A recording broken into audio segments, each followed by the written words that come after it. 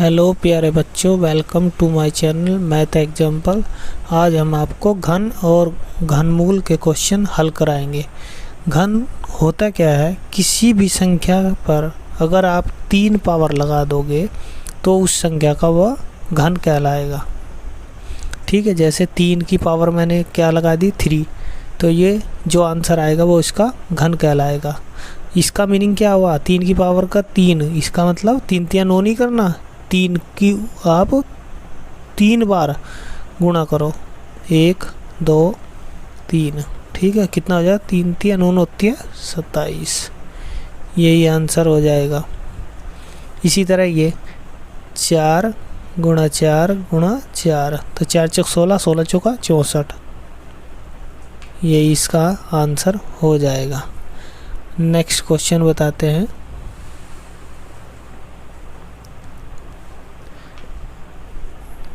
घनमूल निकालना है। अभी तो ऊपर क्या बताया आपको, घन। ठीक है, किसी भी संख्या का घन कैसे निकालते हैं, यहाँ निकालेंगे कि इसका घनमूल। तो घनमूल की पहचान कैसे होगी, ये सिंबल रहेगा। स्क्वायर में भी रहता है ऐसे ही सिंबल, लेकिन उसमें यहाँ कोई डिजिट नहीं लिखी होती, लेकिन यहाँ पे 3 डिजिट लिखी मिलेगी। तो इससे समझ जाना कि इसका घनमूल निकालने के लिए कह रहा है। ठीक है, अब हम क्या करेंगे कि आप इसको 2 तरीके से निकाल सकते हैं। ठीक है, या आप ऐसे करिए कि आप जो है इसको सिंपल फ्रैक्शन में बदल लीजिए। तो सिंपल में कैसे बदलेंगे, इसके नीचे क्या करेंगे हम, ये आप 27 और बटे में पॉइंट के बाद कितना है, 1 2 3, 3 डिजिट है, तो आप 1 के पीछे 3 जीरो लगाएंगे। ठीक है, अब ये कैसा बन गया आपका 27 बटे 1000। तो 27 का घनमूल निकालना है, तो इसके लिए क्या करेंगे, 27 को आप ऐसे वर्गमूल की तरह, वो उसके लिए फैक्टर निकाल लेंगे 27 का। जैसे 3 3 9, 3 नम 27 और 3 3 9। ठीक है, फिर 3 1 3। ठीक है, अब जोड़े में से केवल 1 लेना है, तो जोड़े में से 1 ले लिया। इसी तरह आप इसका 1000 का निकालोगे तो 1000 का कितना निकल के आएगा, 10। ठीक है, यही इसका आंसर कहलाएगा। या इसको अगर पॉइंट में लेना है तो आप पॉइंट में ऐसे कर लो, 10 से इसको डिवाइड करेंगे तो 0.3 आंसर आ जाएगा। इसके भी आप कई तरीके से निकाल सकते हैं, या आप जैसे आप फ्रैक्शन में भी ना बदलो आप इसको, तो आप ऐसे निकाल सकते हैं। जैसे आपने क्या करा, पॉइंट के बाद सब डिजिट जो है भूल जाए पॉइंट को, तो आप क्या करेंगे 27 ले लेंगे। 27 ले लिया, 27 में से आपने क्या करा, 27 का फैक्टर निकाल दिए, गुणनखंड। तो गुणनखंड निकालने के बाद 3 का जोड़ा बनेगा, उसमें से 1 डिजिट लेनी है, तो इसमें से आपने 3 ले लिया, ये 3। ठीक है, ये 3 ले लिया। ठीक है, आप पॉइंट में लगाओगे कैसे, पॉइंट का देखना है। पॉइंट घनमूल में क्या है, हमेशा 3 का जोड़े के बाद ही पॉइंट लगाना है। ठीक है, तो पॉइंट कितने हैं, 3 जोड़े के बाद ही लग रहा है, तो आप क्या करोगे, 1 डिजिट के बाद ही पॉइंट लगा देंगे यहाँ। ठीक है, यही हमारा आंसर कहलाएगा। नेक्स्ट क्वेश्चन अब ये है, जैसे तो हमको पता है ये किसका घनमूल है, 6 का है, क्योंकि 216 को आप इधर फैक्टर निकालोगे तो 6 का आएगा। हमने लिख लिया 6। ठीक है, 6 लिख लिया। अब पॉइंट लगाना है हमको। ठीक है, तो पॉइंट क्या करेंगे, इसको 1 डिजिट मानेंगे, इसकी भी 1 डिजिट मानेंगे। ठीक है, 3 3 जोड़े का 1 डिजिट, तो कितने अंक बाद है, 1 2, 2 अंक बाद पॉइंट है। ठीक है, 3 जोड़े को 1 अंक मानते हैं, तो 1 2, 2 अंक बाद, तो 1 2, तो पॉइंट हमारा यहाँ लगेगा। ये इसका आंसर हो जाएगा, ये इसका घनमूल है। ठीक है, बाकी अगर आप लॉन्ग मेथड से निकालोगे तो लॉन्ग से भी निकाल सकते हो। 216 का आप गुणनखंड निकाल लीजिए, तो ठीक है, जो आएगा, ठीक है, 6 आएगा, 6। और उसके बाद क्या करोगे आप, 3 का जोड़ा बना लेंगे, तो 3 जोड़ों से 1 डिजिट मानी जाएगी। ठीक है, 3 जोड़े से 1 डिजिट, तो 1 डिजिट ये, 2 डिजिट ये, ठीक है, तो 2 डिजिट के बाद ही पॉइंट है, तो 2 डिजिट के बाद पॉइंट लगा दो, 1 2, ये लग गया। ठीक है, यही हमारा आंसर हो जाएगा। नेक्स्ट क्वेश्चन, अब जैसे इसमें है, इसमें क्या है, नीचे का पहले वर्गमूल निकलवा रहा है, उसके बाद घनमूल निकलवाएगा। ठीक है, देखो इस पे नहीं लगाना 3, इस पे लगा है, इसका मतलब इसका वर्गमूल निकलना है पहले, फिर घनमूल। तो वर्गमूल में क्या करते हैं, 2 का जोड़ा बनता है, तो 2 का जोड़ा बना लो, 1 2 3। ठीक है, 2 2 के जोड़े। तो ये किसका इसका वर्गमूल निकालना है, तो वर्गमूल 64 का वर्गमूल कितना हो जाएगा, 8 ले लिया। ठीक, अब पॉइंट लगाना है। पॉइंट कैसे लगाओगे, आप पॉइंट लगाओगे 1 जोड़ा 2 जोड़ा 3 जोड़ा, तो 3 के बाद लगना 1 2 और 1 3, यहाँ पॉइंट लगेगा हमारा। ठीक है, अब इसका क्या निकलना है, घन निकलना है। वर्गमूल तो निकाल दिया, अब ये घन रह गया, तो घन में क्या है, 3 का 1 जोड़ा, तो 3 का 1 जोड़ा। ठीक है, अब ये किसका, इसका जो है घनमूल निकालना 8, ये किसका है, हाँ ऐसे निकाल लो आप 8 को, 2 चौक 8 2 दूनी 4, तो जोड़े में से केवल 1 ही लेना है, तो आपने 2 ले लिया। अब पॉइंट लगाना है, पॉइंट क्या है, ये घनमूल है, तो 3 3 के जोड़े में से 1 लेना है पॉइंट, तो 3 जोड़े से 1 पॉइंट लेना है। ठीक है, तो क्या होगा, 1 अंक बाद ही पॉइंट लगेगा, इसके बाद ही पॉइंट यहाँ लग जाएगा, यही हमारा आंसर कहलाएगा। नेक्स्ट क्वेश्चन, अब जैसे ये क्वेश्चन है, तो क्या है, ऊपर का घनमूल निकालना। देखो 3 आगे लिख रहा है ना, तो ऊपर का ये 8 का क्या है, 8 का ऊपर बताया ना मैंने, तो 8 का आप 2 हो जाएगा। ठीक है, 8 का कितना हो जाएगा, 2। नीचे 16 का वर्गमूल क्या होता है, 16 का होता है 4, भाग का चिन्ह जू का तू। ठीक है, फिर उसके बाद क्या करोगे, ये इसका वर्ग निकालना है, वर्गमूल। तो 100 का कितना होता है, 10। 49 का कितना होता है, 7 7 7 49, और 10 250 गुणा, अब इसका क्या है, घनमूल निकालना है। ठीक है, 125 का कितना होता है, 5 पंजे 25 25 पंजे 125, यानी कि 5। ठीक है, 5 की 3 बार गुणा करोगे, 5 5 की 3 बार गुणा करोगे तो कितना आएगा, 125, तो उसी का ये घनमूल है। ठीक है, अब क्या करेंगे हमको पता है, हमने बोर्ड मास के क्वेश्चन में सीखा था कि बाकी के क्वेश्चन में गुणा का चिन्ह लगा के ये पलट देते हैं। तो 7 ऊपर चला गया, 10 नीचे चला गया, गुणा 5 जुगातू रहेगा हमारा। तो 2 एकन 2 और 2 पंजे 10। ठीक है, 5 से ये 5 कट गया, ऊपर क्या रह गया, 7 और 1 और 4, तो इसका मतलब 7 एकन 7 और नीचे 4 का 4। ठीक है, यही हमारा आंसर हो जाएगा। नेक्स्ट क्वेश्चन बताते हैं।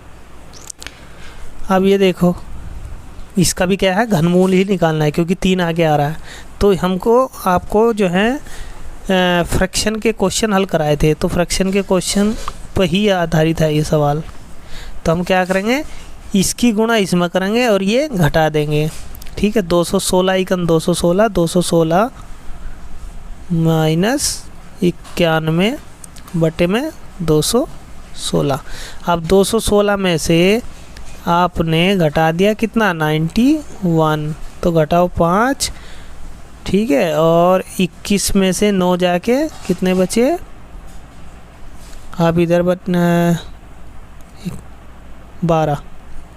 ठीक है, ये बच गए 125। तो आपने क्या लिखा है यहाँ पे, 125 बटे में कितना है, 216। आपको किस संख्या का कितना घनमूल है ये याद होना ज़रूरी है। ठीक है, तो अब क्या करोगे, अब आपको पता है 125 किसका घनमूल है, 5 का। 216 किसका है, 6 का। देखो 5 गुणा 5 गुणा 5, 5 पंजे 25, 25 पंजे 125, 6 गुणा 6 गुणा 6, 6 छंग 36, 36 का 216। ठीक है, 5 बटे 6, यही इसका घनमूल हो जाएगा। ठीक है, आगे बताते हैं नेक्स्ट क्वेश्चन।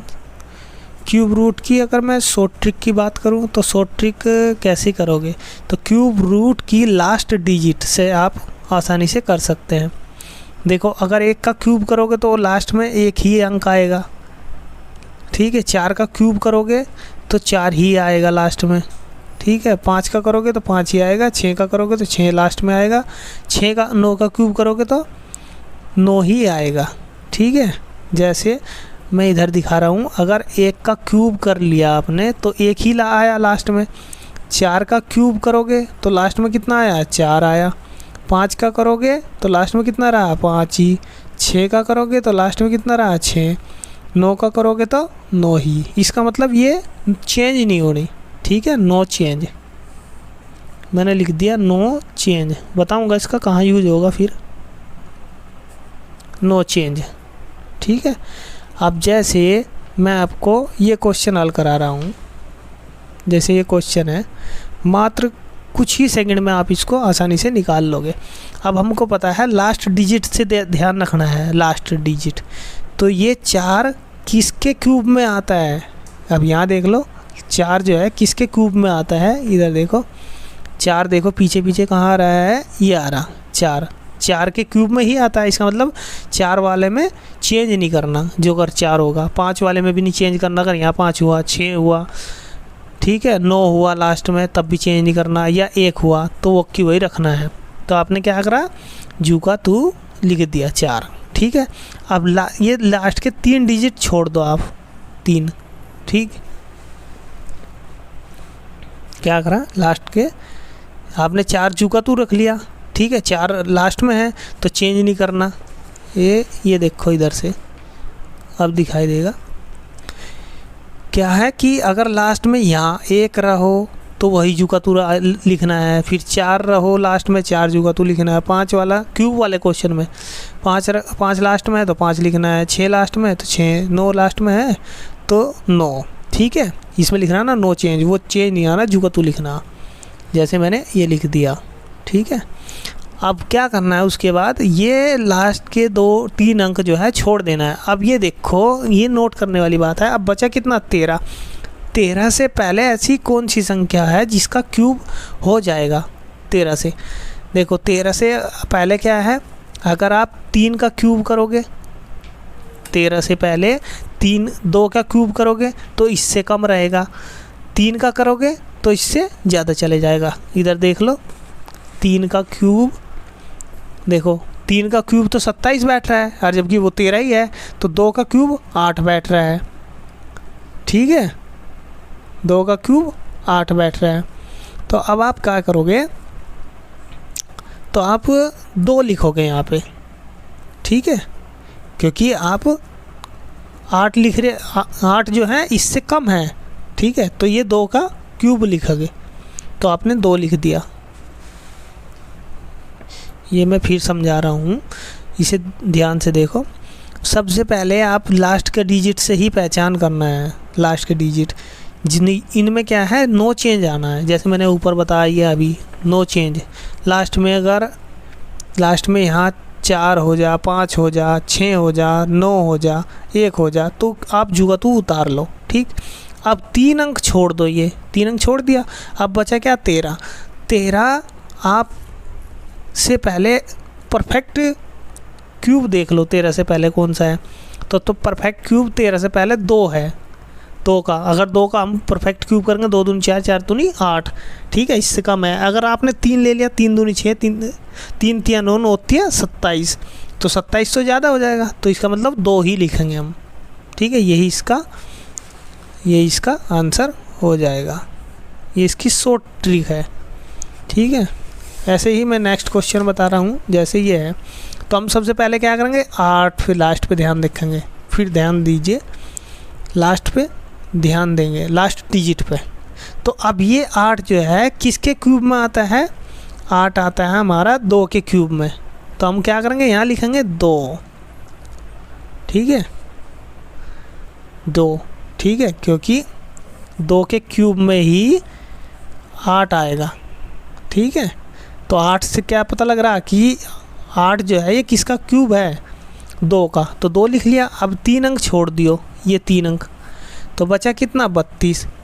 ठीक है, अब 32 बचा, जो 32 से पहले परफेक्ट क्यूब देख लो, तो 32 से पहले अगर आप 3 लेंगे, 3 तिया 9 होती है 27। ठीक है, तो 3 चल जाएगा। 32 से पहले परफेक्ट क्यूब किसका, 3 ले लिया आपने, 3, ठीक है, क्योंकि 4 ले नहीं सकते, 4 चौक 16, 16 चौका 64, 64 ज़्यादा हो जाएगा इससे, तो आप उससे कम लेंगे, तो 3 3 9 होती है 27, तो यानी कि 3 बार चलेगा ये इसका आंसर हो जाएगा। तो थैंक्स फॉर वाचिंग। वीडियो अच्छी लगे तो लाइक करना, शेयर करना और कमेंट भी करना।